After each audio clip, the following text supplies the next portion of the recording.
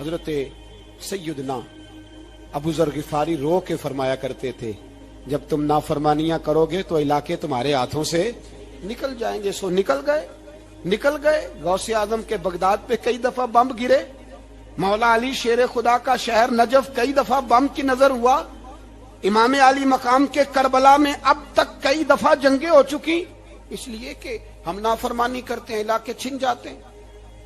دوسری بات یہ کہ پھر ہمیں وہ طریقہ بھی نہیں آتا جس سے رب کو منایا جاتا ہے.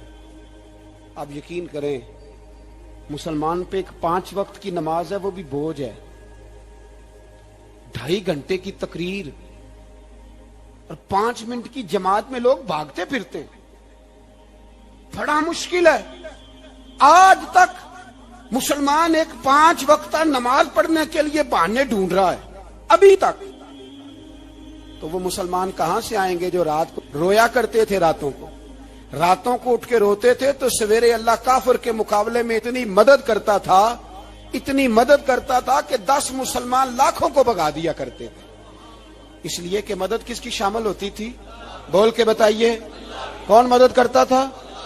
کیونکہ دیکھیں نا یہ ہمیں طریقہ بتایا نبی پاک نے. اللہ حضور سے راضی تھا کہ نہیں؟ یار اس پہ جلدی جلدی بولو. اللہ راضی تھا نا؟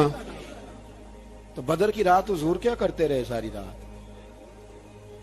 جی ساتھ نہیں تھا اللہ؟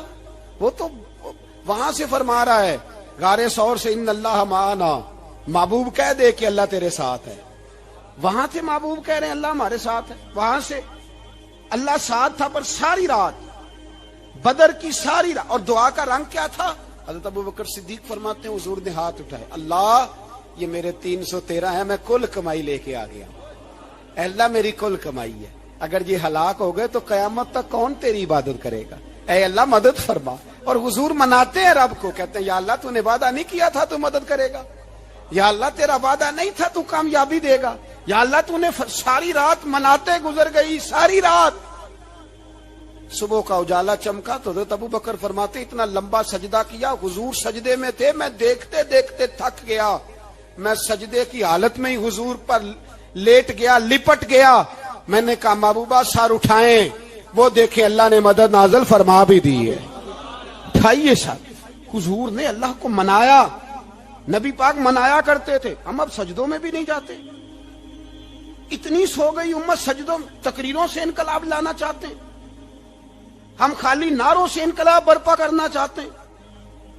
لوگ جب روتے تھے بوڑھے لوگ سجدوں میں، اور عالم فاضل صوفی کی تو کیا بات ہے نا، وہ تو اللہ کے نمائندے ہیں کہ جس کے صرف سفید بال ہو جائیں. میرے نبی پاک علیہ السلام نے فرمایا رب تو ان کی بڑی عزت کرتا ہے، ان کی بڑی.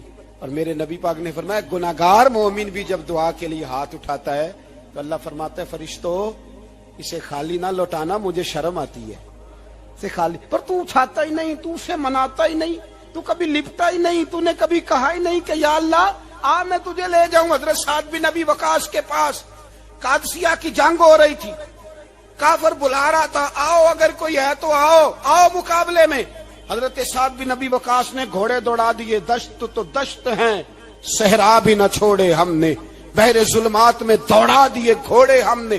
حضرت سعد بن ابی وقاص نے گھوڑے دوڑائے، آگے دریا آ گیا، کوئی پل نہیں، کوئی شے نہیں. اسلام کی عزت کا سوال ہے. حضرت سعد بن ابی وقاص نے ہاتھ اٹھائے اور کہا اے اللہ اگر تو موسیٰ کی نافرمان قوم کو رستہ دے سکتا ہے تو تو ہمارے دلوں کو جانتا ہے، ہم تو اپنے رسول کے فرما بردار غلام ہیں. آنا مہربانی کر کی اگر تو نے دل مسلم کی دل جوئی نہیں تو ہمیں تانا دیں گے بت کے مسلم کا خدا کوئی نہیں. کہا اے اللہ مہربانی فرما اگر تو حضرت وَإِذْ فَرَقْنَا بِكُمُ الْبَحْرَ فَأَنْجَيْنَاكُمْ وَأَغْرَقْنَا آلَ فِرْعَوْنَ، اگر تو حضرت موسیٰ کی قوم کے لیے دریا پھاڑ سکتا ہے تو ہم تو نبی پاک کے غلام ہیں. صحابہ کہتے ہیں جناب سعد نے دعا مانگی تو دریا نے رستہ عطا فرما دیا. یار تو دعا بھی نہیں مانگتا. حضور نے فرمایا دعا صلاح المومن، دعا مومن کا ہتھیار ہے، تو نے یہ بھی چھوڑ دیا ہے. اب تو باتیں کر کے تبصرے کر کے ٹی وی دیکھ کے اپنی رائے قائم کر کے کمنٹس کر کے سو جاتا ہے. یہ بھی سوتا خشک ہو گیا. تو دعا تک نہیں مانگتا. فرماتے ہیں دعا مانگی تو دریا نے رستہ دیا، اور جب اس کنارے نکلے تو حضرت سعد کہنے لگے کسی کی کوئی شے تو نہیں رہ گئی دریا میں، کوئی چیز تو نہیں رہ گئی. ایک صحابی کہنے لگے پیالہ رہ گیا ہے. تو حضرت سعد فرمانے لگے او دریا ہمارا پیالہ واپس نہیں کر دیتا. تو کہتے ہیں کہ لہر آئی تو پیالہ بھی باہر پھینک گئی. او بھائی ہم اسی رسول کا کلمہ پڑھتے ہیں جن کا حضرت سعد بن ابی وقاص نے کلمہ پڑھا تھا. اور کسی جگہ میرے نبی پاک نے نہیں فرمایا اللہ صحابی کی سنے گا بعد میں آنے والوں کی نہیں سنے گا، کسی جگہ نہیں کہا. پر تو کشکولے دعا بھی نہیں اٹھاتا. مصیبت میں بھی اب یاد خدا ہم کو نہیں آتی، دعا منہ سے نہ نکلی جیبوں سے عرضیاں نکلی، تو یہ کام بھی نہیں کرتا. میرا دل کرتا تھا چلو اور کچھ نہ ہو مسجدوں میں اجتماعی دعا ہی ہو جائے، پر اس طرح بھی توجہ نہیں. وہاں بھی کہتے ہیں مولوی صاحب جلدی کرو گھر جانا ہے، اتنی لمبی دعا، اور کمنٹس کر رہے ہیں لوگ کہتے ہیں آپ اپنے گھر کی سوچیں.